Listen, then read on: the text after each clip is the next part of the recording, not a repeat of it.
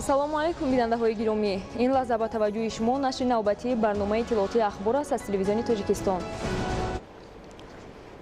тавре иттилоъ додаем 7 август асосгузори сулҳу ваҳдати миллӣ пешвои миллат президенти ҷумҳурии Тоҷикистон муҳтарам Эмомалӣ Раҳмон бо сафари корӣ дар ноҳияи ховалинги вилояти Хатлон қарор доштанд.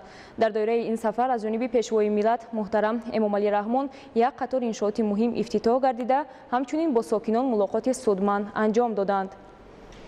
дар идомаи сафари корӣ ба ноҳияи ховалинг асосгузори сулҳу ваҳдати миллӣ пешвои миллат президенти ҷумҳурии Тоҷикистон муҳтарам Эмомалӣ Раҳмон меҳмонхонаи Чилчанорро ки дар маркази ноҳия бо тарҳу намои зебо бунёд ёфтааст мавриди баҳрабардорӣ қарор доданд. меҳмонхона аз 2 ошёна иборат буда бо 9 хуҷра дар як вақт имкон дорад то 18 нафарро қабул намояд. асосгузори сулҳу ваҳдати миллӣ пешвои миллат президенти ҷумҳурии Тоҷикистон муҳтарам Эмомалӣ Раҳмон ҳамчунин дар маркази ноҳияи Ховалинг меҳмонхонаи Чилчанорро ки бо тарҳу намои зебо бунёд ёфтааст мавриди баҳрабардорӣ қарор доданд. иншооти мазкур дар доираи солҳои рушди деҳот, сайёҳӣ ва ҳунарҳои мардумӣ аз ҷониби соҳибкори маҳаллӣ Қаюм Каримов бунёд шудааст. бинои меҳмонхона бо фарогирии иншооти ёрирасон дар масоҳати 2 гектар доман афрохта дар он шароити муосири қабулу гусели меҳмонон фароҳам мебошад. корҳои сохтмонии меҳмонхона моҳи марти соли равон оғоз гардида дар як муддати кӯтоҳ бо сифати баланд анҷом ёфтаанд. дар партави ҳидоятҳои пешвои миллат президенти ҷумҳурии Тоҷикистон муҳтарам Эмомалӣ Раҳмон бахшида ба солҳои рушди деҳот, сайёҳӣ ва ҳунарҳои мардумӣ ва 30-солагии истиқлолияти давлатии ҷумҳурии Тоҷикистон иқдом гирифтем ки дар маркази ноҳияи Ховалинг як меҳмонхонаи бо тамоми шароитҳои муосир бунёд намоем. зеро ноҳияи Ховалинг яке аз минтақаҳои сайёҳии кишвар ба ҳисоб рафта фикр мекунем ки бунёди ин меҳмонхона дар соли рушди сайёҳӣ сари вақт мебошад. дар рафти сохтмон 80 нафар бо ҷои кор ва маоши хуб таъмин буданд. меҳмонхона аз 2 ошона иборат буда бо 9 ҳуҷра дар як вақт имкон дорад то 18 нафарро қабул намояд. ин иншоот бо тарҳи замонавӣ ва унсурҳои миллӣ оро дода шуда ба маркази шаҳрак ҳусни дигаре бахшидааст. барои истироҳату фароғати мизоҷон дар назди меҳмонхона варзишгоҳ ва 3 адад суҳбатгоҳҳо бунёд шуданд ки инфраструктураи маҷмӯи мазкурро такмил медиҳанд. пешвои миллат аснои шиносоӣ бо шароити меҳмонхона ба сифати корҳо баҳои баланд дода таъкид намуданд ки бунёди чунин меҳмонхонаҳо боиси боз ҳам рушд ёфтани соҳаи сайёҳӣ дар мамлакат мегардад. тамоми саҳни меҳмонхона чароғон буда намои он шабонгоҳ хеле ҳам ҷолибу диданӣ ба назар мерасад. фавораҳо ва дарахтони сояафкане ки дар саҳни меҳмонхона ва шафати он мавҷуданд низ ҷузъе аз зебогиҳои ин меҳмонхона мебошад. бо мавриди баҳрабардорӣ қарор гирифтани меҳмонхонаи Чилчанор дар маркази ноҳияи Ховалинг 30 нафар бо ҷои кори доимӣ таъмин гардиданд. дар борбари утоқҳои истироҳатӣ ҳамчунин дар ин меҳмонхона дигар биноҳои ёрирасон аз қабили ошхона ва ҳаммом мавҷуд аст. роҳбари давлат зимни суҳбат бо кормандону масъулони меҳмонхона таъкид намуданд ки бояд ба мизоҷон хушмуомила бошанд ва одоби меҳмондории тоҷиканоро ба сайёҳони дохиливу хориҷие ки барои сайёҳат ба ин ҷо ташриф меоранд муаррифӣ созанд. соҳибкори маҳаллӣ Қаюм Каримов иқдом гирифт ки то ҷашни 30-солагии истиқлолияти давлатии ҷумҳурии Тоҷикистон дар шафати ҳамин меҳмонхона як бинои иловагии 5 ошёна бо 100 ҷои хоб бунёд намояд. асосгузори сулҳу ваҳдати миллӣ пешвои миллат президенти ҷумҳурии Тоҷикистон муҳтарам Эмомалӣ Раҳмон дар идомаи сафари корӣ ба ноҳияи Ховалинг ҳамчунин дар маркази ноҳия амфитеатр ки барои 1000 ҷои нишаст пешбинӣ шудааст мавриди истифода қарор доданд. амфитеатр бо тарҳи зебову муосир бунёд гардида барои гузарониндани чорабиниҳои фарҳангӣ имкони мусоидеро фароҳам кардааст.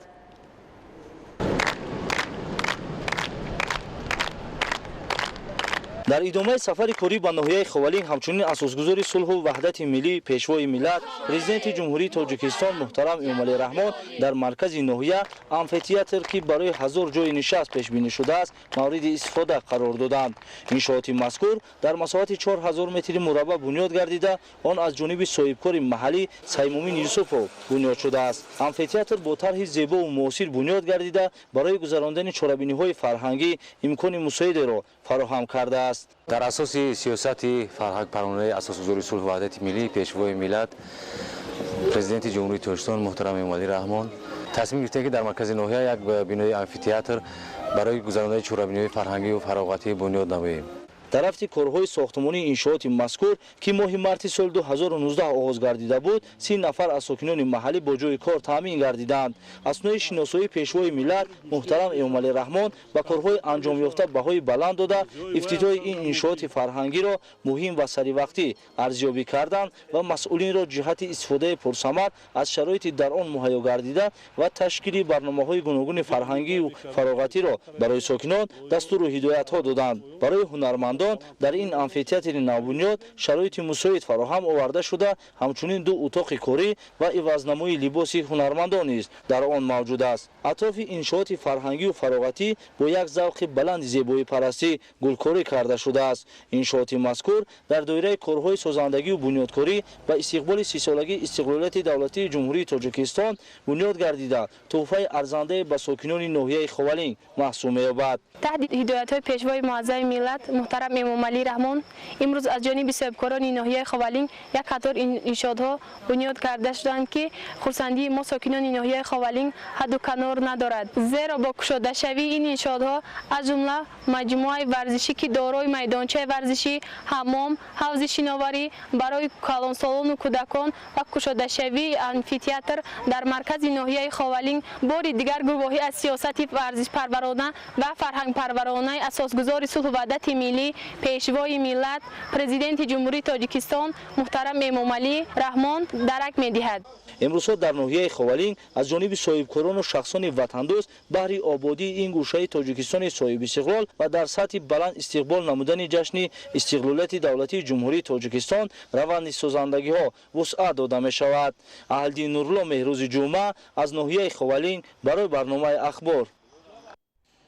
асосгузори сулҳу ваҳдати миллӣ пешвои миллат президенти ҷумҳурии тоҷикистон муҳтарам эмомалӣ раҳмон дар ноҳияи ховалин маҷмӯаи варзиширо мавриди баҳрабардорӣ қарор доданд. сарвари давлат зимни боздид аз ин маҷмӯа ба сифати корҳои анҷомдода баҳои баланд дода иқдоми ин соҳибкорро намунаи хуби ватандӯстӣ ва саҳм гузоштан дар ободии гӯшае аз ватан арзёбӣ намуданд.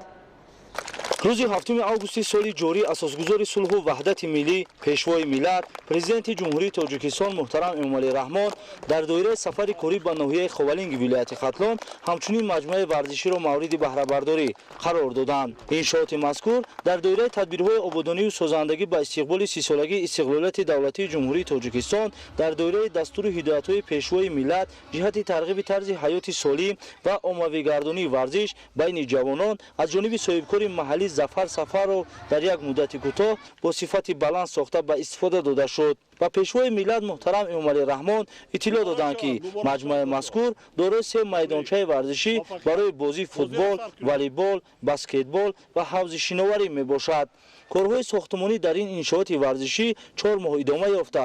дар рафти корҳои сохтмонӣ 20 нафар сокини маҳаллӣ бо кор ҷалб шуда аз 1000 сомонӣ боло маош мегирифтанд. сарвари давлат зимни боздид аз ин маҷмӯа ба сифати корҳои анҷомдода баҳои баланд дода иқдоми ин соҳибкорро намунаи хуби ватандӯстӣ ва саҳм гузоштан дар ободии гӯшае аз ватан арзёбӣ намуданд. асосгузори сулҳу ваҳдати миллӣ пешвои миллат муҳтарам эмомалӣ раҳмон дар ҳамаи баромадҳояшон соҳибкорони ҷавону соҳибкоронро дастгирӣ менамоянд.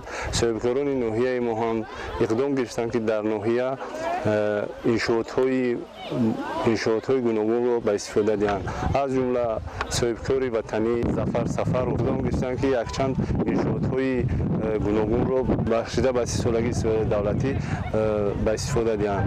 аз ҷумла ҳаммом, маҷмӯаҳои варзишӣ, майдончаи варзишӣ, хурди футбол, майдончаи волейбол, баскетбол, ҳавзҳои шиноварӣ ва боз дар оянда дар тамоми деҳа шаҳрҳои ноҳия боз ҳамин хел майдончаҳои хурди футболу волейбол сохта ба истифода медиҳанд. майдончаи бозии футбол 44 метр дарозӣ ва 22 метр паҳноӣ дошта дар он шароити муосири машғул шудан ба ин намуди варзиш мавҷуд аст. майдончаи варзиши баскетбол бошад бо дарозии 22 метр ва паҳноии 11 метр бунёд шуда бо таҷҳизоти зарурии варзишӣ муҷаҳҳаз гардонида шудааст. президенти ҷумҳурии тоҷикистон муҳтарам эмомалӣ раҳмон ба масъулин дастур доданд ки дар оянда низ чунин тадбирҳоро бештар анҷом дода шароити муосири машғул шудан ва варзишро барои ҷавонони маҳаллӣ муҳайё намоянд. мавриди зикр аст ки тадбири мазкур дар татбиқи нақша чорабиниҳо бахшида ба солҳои рушди деҳот, сайёҳӣ ва ҳунарҳои мардумӣ мусоидат намуда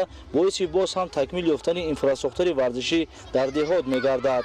атрофи майдончаҳо чароғон карда шуда имкони шабона машғул шудан ва намудҳои гуногуни варзиш низ мавҷуд мебошад. дар ин маҷмӯа ҳамчунин ду ҳавзи шиноварӣ мавҷуд аст ки яке барои калонсолон ва дигаре барои хурдсолон пешбинӣ шудааст. роҳбари давлат ба фаъолияти ин ду ҳавзи шиноварӣ низ оғози расмӣ бахшиданд. ҳавзи шиноварӣ ки барои калонсолон пешбинӣ шудааст бо дарозии 25 ва паҳноии 15 метр бунёд шуда умқаш 1 метру 80 сантиметрро ташкил медиҳад. минбаъд сокинон имкон доранд ки дар чунин иншооти муосир ба шиноварӣ машғул шуда дар баробари омӯхтани ин намуди варзиш ҳамчунин солимии худро барқарор намоянд. аз дастгириҳои асосгузори сулҳу ваҳдати миллӣ пешвои миллат муҳтарам эмомалӣ раҳмон бархурдор буда мо ҷавонон кӯшиш менамоем ки ин қадар шарт шароитҳоро самаранок истифода бурда ба ин ҳама ғамхории асосгузори сулҳу ваҳдати миллӣ сазовор бошем ва дар арсаи байналмилалӣ сазовори ҷойҳои ифтихорӣ гардем. ҳавзи шиноварӣ кӯдакона бошад бо дарозии 5 метр ва умқи 50 сантиметр имкони мусоидро барои ба шиноварӣ машғул шудани кӯдакону наврасон фароҳам овардааст. пешвои миллат зимни шиносоӣ бо шароити ин ду иншоот таъкид намуданд ки солимии ҷомеа пайваста дар мадди назари роҳбарияти давлату ҳукумати ҷумҳурии тоҷикистон қарор дошта иншооти мазкур дар ин сам мусоидати фаъол менамояд. дар назди маҷмӯаи варзишӣ ҳамчунин аз ҷониби ин соҳибкори ватандӯст як ҳамоми замонавӣ низ бунёд ёфтааст ки дар ин рӯз аз ҷониби пешвои миллат муҳтарам эмомалӣ раҳмон ифтитоҳ гардиданд. ҳамон ки дорои шароити муосири хизматрасонӣ мебошад имкон дорад дар як вақт 25 нафарро қабул намояд. корҳои сохтмонӣ дар ин иншооти мазкур моҳи сентябри соли 2018 оғоз гардида дар рафти сохтмони он 10 нафар бо маоши аз 1000 то 1500 сомонӣ ба кор ҷалб шуда буданд.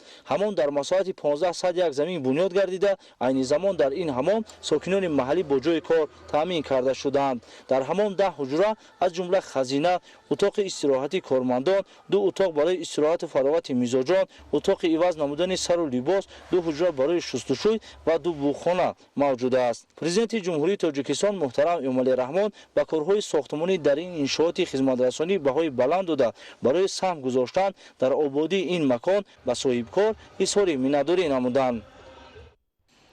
дар идомаи сафари корӣ дар ноҳияи ховалинг асосгузори сулҳу ваҳдати миллӣ пешвои миллат президенти ҷумҳурии тоҷикистон муҳтарам эмомалӣ раҳмон дар чорабинии фарҳангӣ таҳти унвони шоми ховалинг бахшида ба 28-солагии истиқлолияти давлатии ҷумҳурии тоҷикистон иштирок ва суханронӣ намуданд. гузориши хабарнигорони мо.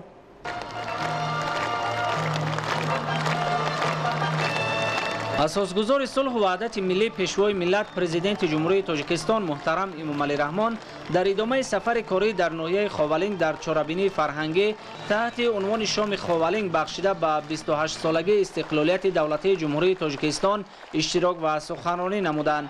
барномаи рангини фарҳангӣ дар варзишгоҳи марказии ноҳияи ховалинг бо иштироки зиёда аз 10 000 нафар сокинони сарбаланду меҳнатдӯсти ноҳия баргузор гардид. пешвои миллат муҳтарам эмомалӣ раҳмон зимни суханронӣ дар ин чорабинии фарҳангӣ нахуст миннатдории давлату ҳукумати ҷумҳурии тоҷикистонро барои тамоми мардуми меҳнатдӯсту сарбаланди ноҳияи ховалинг барои пуштибонӣ аз сиёсати созандаи роҳбарияти олии мамлакат баён доштанд. таъкид гардид ки бо заҳмати пайвастаи сокинон аз ҷумла соҳибкорони бонангу номуси диёр маркази ноҳияи ховалинг дар даврони истиқлолияти давлатӣ ба маротиб ободу зебо гардидааст. сарвари давлат муҳтарам эмомалӣ раҳмон ифтитоҳи иншооти нави хидматию маишӣ ва варзишию фарҳангиро ки дар доираи омодагиҳо ба 30-солагии истиқлолияти давлатии ҷумҳурии тоҷикистон ва солҳои рушди деҳот, сайёҳӣ ва ҳунарҳои мардумӣ сурат гирифтан намунаи ибратбахш аз талошҳои های ساکنان این ناحیه مملکت ارزیابی کردند. ساکنان ناحیه خوالینگ از چاره‌بینی فرهنگی شام خوالینگ که با پیشنهاد سرود و ترانه‌های دلنشین در وصف وطن و حفظ دستاوردهای استقلالیت دولتی جمهوری تاجیکستان ادامه کرد، جهان معنوی خود را غنی گردانیده در فضای صلح و آرامی دیار با هم شادی و خرسندی نمودند.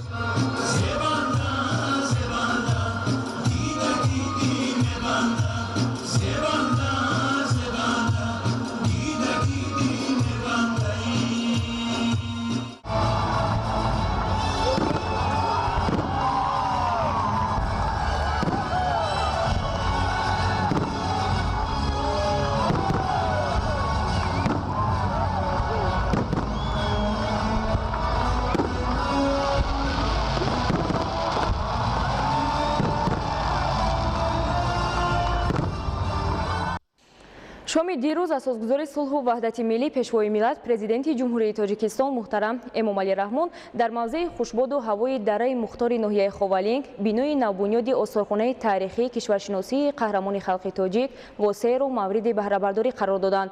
عین حال در آثارخانه 1893 نگاره از جمله 1393 اساسی و 500 یاری رسان موجود است. ادامه سفر کوری به ناحیه خوالینگ اساسگذار صلح و وحدت ملی پیشوای ملت پرزیدنت جمهوری تاجیکستان محترم امامعلی رحمون بینای نوبنیاد آثارخانه تاریخی کشورشناسی قهرمان خلق تاجیک و سیر و مورد بهره برداری قرار دادند. همچنین پیکره این قهرمان خلق تاجیک در رو بروی بینای نو با بلندی 6 متر گذاشته شده است که نشانه از احترام بلند به گذشتگان ملت می باشد. انشاءات مذکور با سهم صاحبکاران محلی در موضع خوشباد و هوای دره مختار واقع در زادگاه این شخصیت بزرگ ملت تاجیک ساخته شده است. کارهای ساختمانی بینا ماه اپریل سال جاری آغاز گردیده بیناکاران محلی توانستند در کوتاه‌ترین مهلت آن را با صفت بلند و جوابگو به طلبات زمان معاصر بنیاد نمایند. شکر دوران استقلالیت و شکرانه سیاست پیشوای ملت محترم امامعلی رحمون که در دهه دوردستی دره مختار ناحیه خوالینگ یک آثارخانه زیبای زمانوی در مهلت کوتاه‌ترین بنیاد گردید که نسبت به آثارخانه قبلی زیباتر و فراختر است که این آثارخانه با نام قهرمان خلق تاجیک واسه نامگذاری شده است. پیشوای ملت پرزیدنت جمهوری تاجیکستان محترم امامعلی رحمون از این اقدام سازنده صاحبکاران و شخصان وطندوست اظهار منتداری نموده بنیاد چنین انشاءات فرهنگی را در دایره اعلان گردیدن سالهای 2019-2021 سالهای رشد دهات، سیاحی و هنرهای مردمی تحفه ارزشمند معنی داد کردند. بینای آثارخانه از 2 آشیانه و تختخانه عبارت بوده در آن نگاره ها به طور زمانوی به نمایش گذاشته شده است. در این آثارخانه تمام آثار تاریخی ناحیه خوالینگ از دوره سنگ آغاز گردیده دوره کوشانیان و تیموریان، سریجر و عصر برنج و اینچنین آخرهای عصر 19 که پورا قریب به خودی دوره وسطی است بخشیده شده است. ما توانستیم به واسطه این آثارخانه زمانوی دقت تمام تماشابینان و اینچنین سیاحان داخلی و خارجی را جلب نموده از تاریخ و از مکانهای تاریخی همین ناحیه خوالینگ و خود همین آثارخانه اونها را با خبر و آگاه نماییم. اثنای شناسایی به سرور دولت محترم امامعلی رحمون اطلاع دادند که عین حال در اینجا 1893 عدد نگاره ها از جمله 1393 عدد اساسی و 500 عدد یاری رسان موجود است. فعلا در این آثارخانه اشیاها از روزگار و فعالیت قهرمان خلق تاجیک و مصنوعات مسی، چوبین، سنگی، برنجی، سفالی، دستخطهای قدیمی و دیگر نگاره ها موجودند. البته بنیاد چنین آثارخانه‌ها در جلب سیاحان چی داخلی و چی خارجی یعنی که دقت همه کس رو به خود جلب می‌کند، زیرا وابسته از بیناهایی که چقدر فراخ چقدر زیبا باشند باز دقت تماشاچیان به آن جلب کرده می شود. لازم به تاکید است که با قرار حکومت جمهوری تاجیکستان از 26 سپتامبر سال 2015 به آثارخانه مقام جمهوریوی داده شده، مؤسسه دولتی آثارخانه ممنونگاه جمهوریوی به نام واسع نامگذاری کرده شده است. در حدود مؤسسه دولتی آثارخانه ممنونگاه جمهوریوی به نام واسع همچنین مهمانخانه برای قبول 28 نفر در یک وقت بنیاد گردیده است. نوسازی این موضع برای جلب توجه بیشتر سیاحان داخلی و خارجی به مکانهای تاریخی و فرهنگی و شناسایی بیشتر تمدن پرغناوت ملت تاجیک به جهانیان زمینه فراهم خواهد آورد. عبدالحمید نظیر، خال محمدی دولت، بحرالدین زویر، ناحیه خوالینگ، اخبار. امروز در ادامه سفر کاری در ناحیه خوالینگ، اساسگذار صلح و وحدت ملی پیشوای ملت پرزیدنت جمهوری تاجیکستان محترم امامعلی رحمون در حدود ممنونگاه سلطان اویس قرنی مهمانخانه سلطان را مورد بهره برداری قرار دادند. سپس سرور دولت در این موضع تاریخی آرامگاه حضرت سلطان اویس قرنی را زیارت نمودند. حدود ممنونگاه با توجه و دستگیری پرزیدنت مملکت در سالهای صاحب استقلالی آباد و زیبا گردانیده شده است. گزارش خبرنگاران ما. 8 اوگوست اساسگذار صلح و وحدت ملی پیشوای ملت پرزیدنت جمهوری تاجیکستان محترم امامعلی رحمون در ادامه بازدید کاری در ناحیه خوالینگ در حدود ممنونگاه سلطان اویس قرنی مهمانخانه سلطان را مورد بهره برداری قرار داده از این موضع تاریخی دیدن و زیارت نمودند. مهمانخانه سلطان در حدود این مکان تاریخی و فرهنگی و سیاحی کشور با طرح زیبا از جانب صاحبکاران محلی اسماعیل صدیروف و محمد علی رحیموف در دایره دستور و هدایت‌های سرور دولت محترم امامعلی رحمون در مدت 9 ماه ساخته شده است. انشاءات از 2 آشیانه عبارت بوده در یک وقت امکان خدمت رسانیدن به 16 نفر را دارد و با افتتاح آن باز 10 نفر ساکن محلی با جای کار دائمی و معاش خوب تامین گردیدند. پرزیدنت مملکت محترم امامعلی رحمون ضمن شناسایی با رفت کارهای انجام شده و شرایط معاصر خدمت رسانی در این مهمانخانه به سیاحان و مهمانان به اقدام صاحبکاران بهای بلند دادند. تاکید گردید که شرایط خدمت رسانی به سیاحان داخلی و خارجی در موضع‌های تاریخی و فرهنگی و سیاحی مملکت سال از سال با دستگیری رهبریت عالی کشور و اقدام صاحبکاران وطن دوست بهتر و خوبتر می‌گردد. مهمانخانه سلطان را در اساس دستور و هدایت‌های به واسطه پیشوای ملت محترم امامعلی رحمون ساخته به استفاده دادیم و دستور سفارشی پیشوای ملت را سرمشق کار خود قرار داده در آبادی وطن سهم می‌گذاریم. مهمانخانه سلطان در دایره سالهای رشد دهات سیاحی و هنرهای مردمی ساخته شده است و ما امید داریم که مهمانخانه به مهمانان خارجی و داخلی پسند می‌آید. در مهمانخانه خدمت رسانی در سطح عالی به راه مانده شده است و به مهمانان اساساً خوراک‌های ملی پیشنهاد می‌گردد. مهمانخانه سلطان با خرج 1.3 میلیون سومانی از حساب پس‌اندازهای صاحبکاران ساخته شده دارای 8 حجره با تمام شرایط معاصر خدمت رسانی می باشد. مساحت مهمانخانه 169 متر مربع را در بر گرفته اطراف آن در دایره اقدام‌های سازنده سبز و خرم گردانیده شده است و با مقصد باز هم بهتر گردانیدن استراحت و فراغت مزاجان در حدود این انشاءات معاصر خدمت رسانی 3 ایوانچه بنیاد گردیده است. رهبر دولت محترم امامعلی رحمون با صفت کارهای ساختمانی و دیگر اقدام‌های سازنده و بنیادکارانه صاحبکاران محلی در این مکان تاریخی بهای ارزنده داده به مسئولین جهت باز هم بهتر و خوبتر نمودن شرایط و معرفی مهمان نوازی خاص تاجیکانه به سیاحان دستور دادند. پیشوای ملت محترم امامعلی رحمون پس از افتتاح این مهمانخانه در حدود ممنونگاه آرامگاه حضرت سلطان اویس قرنی را زیارت نمودند. سرور دولت محترم امامعلی رحمون با قرائت آیات‌ها از قرآن مجید برای ثبات و آرامی وطن عزیز و سعادتمندی و سربلندی مردم شریف وطن دعای و فاتحه نیک کردند. آرامگاه این شخصیت تاریخی ملت تاجیک در یک موضع دلفریب و دارای طبیعت نوتکرار ناحیه خوالینگ موقع گرفته همه روزه از آن به حساب میانه از 400 تا 500 نفر سیاحان داخلی و خارجی دیدن و زیارت میکنند. طبق معلومات مسئولین تنها سال گذشته از این آرامگاه زیاده از 20,000 نفر دیدن نموده است و از طبیعت نوتکرار این موضع حلاوت برده است. طور تاکید گردید حدود ممنوعگاه با توجه و دستگیری پرزیدنت مملکت در سالهای صاحب استقلالی آباد و زیبا گردانیده شده.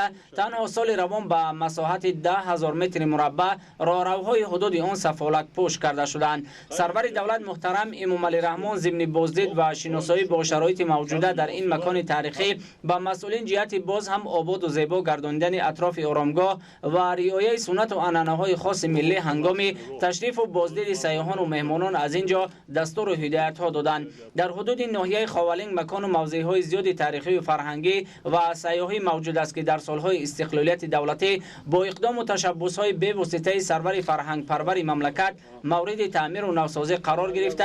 سطح و صفت خدمت‌رسانی در آنها برای مهمانان داخلی و خارجی به مراتب بهتر و خوبتر گردیده است. با همه سفر کاری پیشوای ملت محترم امام علی رحمان در ناحیه خاولینگ انجام یافت و از ساکنان سربلند این منطقه دلفریب وطن سرور غمخوار و رعیت پرور خود را با صمیمیت و محبت بی اندازه گسیل نمودند.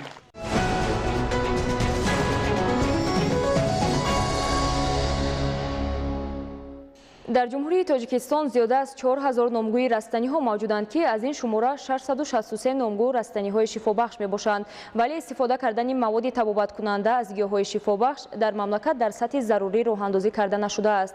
زوفیا رحیمزاده اوید به منفیت اصول تبابت با گیاهای شفابخش گزارش می‌دهد. گیاهدرمانی یکی از معمولترین نمود طب خلقی بوده. تبابت با اصول گیاهدرمانی از قدیم معروف بود. از سببی که گیاه‌های شفابخش طبیعت مواد اصیل بوده، در تبابت نسبت به داروهای کیمیایی منفیت و تاثیرات زیادتر دارند. گیاهدرمانی اصول اعتمادناک سالمگردانی اعتراف گردیده است. تا امروز در مملکت از 36 کارخانه استحصال مواد دارویی 16 کارخانه به کارکرد گیاه‌های شفابخش مشغول میباشد. در 5-6 سال اخیر زیاده از 10 کارخانه کارکردی نوی گیاه شفابخش با فعالیت شروع کردند که در این کارخانه قریب زیاده از 100 میلیون سومانی را تجهیزات وارد کردند و بنا تعمیر کردند و بنا را موافق کردند برای کارکرد گیاه شفابخش. از نمودهای گوناگون گیاهای شفابخش جمهوری به مانند هزاراسپند، کاسنی، چایکها، کوکوتی، رهدوک، سوبینک، پودینه، سپل اشتر، گل بادام، زیتون، لوپنک و غیره، نوهای گوناگون داروباری، ملهم، روغن رستنی، چای خشک، دموبه و آبجوش‌ها آماده کرده می‌شوند.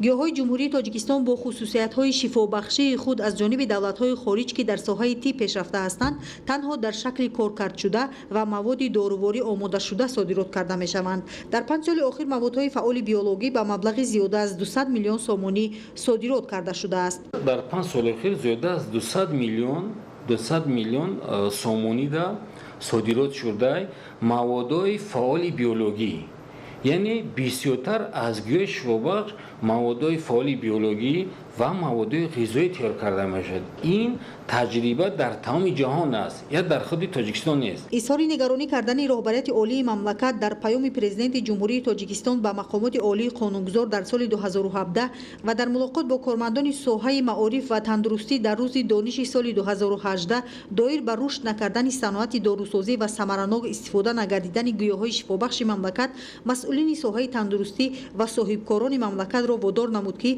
جهت آموزش رستنی‌های شفابخش، جمع‌آوری و کارکرد آن در صنعت تدبیرهای ضروری را عملی نمایند. البته این روزها در تمام مؤسسه‌های طبابتی و پروفیلاکتیکی و درمانگاه‌ها گوشه‌های گیاهدرمانی و گیاهپزشکی گشوده گردیدند، ولی دموبه و مواد دیگری در گوشه‌های گیاهدرمانی پیشنهاد شده به طور ضروری استفاده نمی‌شوند. ضرور است که استفاده گیاه‌های شفابخش مملکت و استحصال دارویی از چنین رستنی‌های دوابخشنده به طور درست و ثمرناک راه‌اندازی کرده شود. بیننده‌های گرامی، این بود نشر نوبتی برنامه اطلاعاتی اخبار. تن صحت و خانه آباد باشید.